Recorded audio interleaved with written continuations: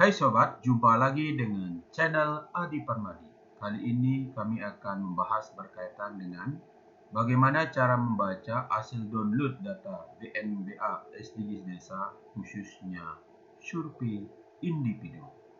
Belajar dari penyampaian rekan kita Emri Zelmi pada ruang cakap desa dengan topik menandai kode hasil download BNBA SDGs Desa, di mana disampaikan ini merupakan jawaban dari beberapa pertanyaan dan kegelisahan dari pendamping dan juga dari desa, karena merasa cukup susah untuk membaca hasil download BNBA SDGs Desa.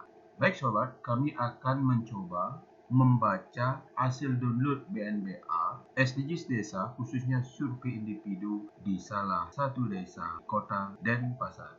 Baik sobat, sesuai dengan inputan kuesioner individu pada dashboard SDGs Desa, di mana untuk kuesioner individu meliputi 4 deskripsi. Jadi yang pertama yaitu ada deskripsi individu dengan kode P1 dengan beberapa pertanyaan. Kemudian yang kedua ada deskripsi pekerjaan atau P2. Kemudian ada yang ketiga adalah berkaitan dengan deskripsi kesehatan dengan kode P4. Dan yang terakhir yaitu berkaitan dengan deskripsi pendidikan dengan kode P5. Nah, berdasarkan inputan yaitu berkaitan dengan kuesioner individu pada dashboard SDGs Desa, sehingga berdasarkan hasil download kuesioner individu akan kita dapatkan data sebagai berikut. Baik sobat, sesuai dengan hasil download data BNBA SDGs Desa, khususnya survei individu, dan ini kami tampilkan salah satu hasil download data BNBA SDGs Desa, khususnya survei individu di salah satu desa yang ada di kota Denpasar. Nah, kalau kita melihat hasil downloadan data ini, memang kita cukup sulit untuk membaca berkaitan dengan kode yang ada di atas dengan isiannya ini. Nah, inilah yang kemarin disampaikan oleh rekan kita yaitu Emri Zelmi yang penuh inovatif, yaitu ngulik berkaitan dengan BNBA SDGs Desa. Nah, jadi oleh rekan kita Emri Zelmi, jadi inilah yang ditambahkan kemarin, yaitu berkaitan dengan memberikan yaitu tambahan 3 baris yaitu di bawah hasil downloadan data kita, yaitu di baris pertama ada kode. Kemudian di sini ditambahkanlah menjadi lebih detail maksud daripada setiap kolom tersebut. Nah, di sini teman-teman dapat kita lihat seperti kami sampaikan tadi. Jadi ini cukup bisa membantu teman-teman di dalam membaca berkaitan dengan hasil downloadan data. Nah, di sini dapat kita lihat adalah berkaitan dari kolom A sampai dengan kolom J. Jadi ini adalah membahas berkaitan dengan deskripsi lokasi. Kemudian berikutnya yaitu dari kolom K, yaitu dengan kode dari sini adalah P1. Ini berkaitan dengan deskripsi individu P1. Kemudian berikutnya adalah dengan kode P2, yaitu berkaitan dengan deskripsi pekerjaan. Nah, di sini ada deskripsi pekerjaan. Kemudian berikutnya adalah di P4, yaitu berkaitan dengan kesehatan. Kemudian yang terakhir adalah berkaitan dengan pendidikan, yaitu deskripsi P5. Dan kemudian juga disampaikan maksud kode untuk setiap kolom tersebut. Nah, di sini kami sudah masukkan yaitu data hasil download di salah satu desa yang ada di kota Denpasar, sehingga kita lebih mudah membaca berkaitan dengan data BNBA SDGs desa tersebut. Nah, sebagai contoh di sini deskripsi lokasi yaitu ada di kolom 1 yaitu berkaitan dengan pertanyaan kode provinsi. Nah, di sini adalah Provinsi Bali 51. Kemudian ada pertanyaan kode kabupaten, seterusnya.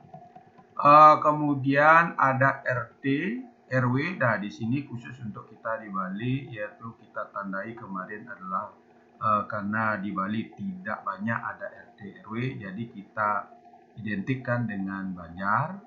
Kemudian berkaitan dengan deskripsi daripada individu. Nah, sini berkaitan dengan kode KK, kemudian kode NIK. Nah, disinilah akan menjadi lebih jelas berkaitan maksud dari setiap kolom.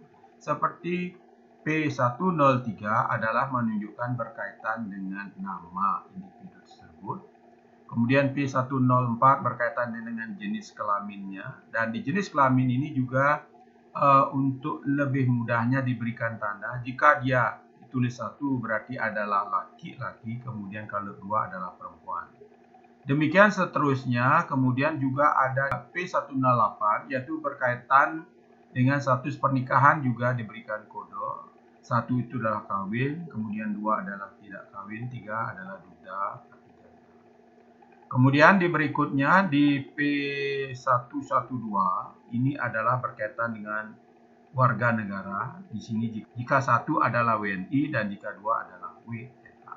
Jadi demikian teman-teman, ini cukup membantu berkaitan dengan maksud daripada kode hasil downloadan, kemudian juga sudah ditambahkan dengan arti dari masing-masing setiap kode tersebut. Kemudian dilanjutkan dengan deskripsi adalah di P2 yaitu berkaitan dengan pekerjaan. Nah, di sini di P2 kelihatan kenapa banyak sekali kolom yang kosong. Nah, kolom yang kosong ini agar diperhatikan berkaitan dengan pekerjaan dari setiap individu tersebut. Karena sebagai contoh dapat kita lihat yaitu pada P201. Nah, ini sangat menentukan sekali berkaitan dengan isian kolom berikutnya. Pertama, jika pilihannya adalah hanya 1, artinya bersekolah. Ketika dia bersekolah berarti tidak ada penghasilan. Kemudian yang kedua, ibu rumah tangga juga, yaitu memang ada yang berpenghasilan dan yang tidak. Kemudian yang jika pilihannya nomor 3 dan nomor 4 itu sudah pasti tidak ada penghasilan. Tetapi jika pilihannya nomor 5 artinya bekerja. Nah, ini sebagai contoh. Pilihannya adalah nomor 5, berarti ini adalah individu tersebut bekerja, yaitu seorang karyawan. Kemudian berkaitan dengan isiannya 2 itu artinya dia disebutkan peserta BPJS. Kemudian penghasilan setahunnya adalah 18 juta, tidak memiliki sumber penghasilan lainnya. Kemudian juga memang banyak pertanyaan berkaitan dengan penghasilan lainnya tersebut, tetapi sesuai dengan individu ini adalah karena penghasilan utamanya adalah sebagai karyawan. Nah, ini yang menandakan kenapa banyak kolom juga yang kosong. Sebagai contoh misalnya di sini jika dia itu yang nomor 3 ini adalah tidak bekerja. Ketika tidak bekerja sudah pasti tidak ada penghasilan.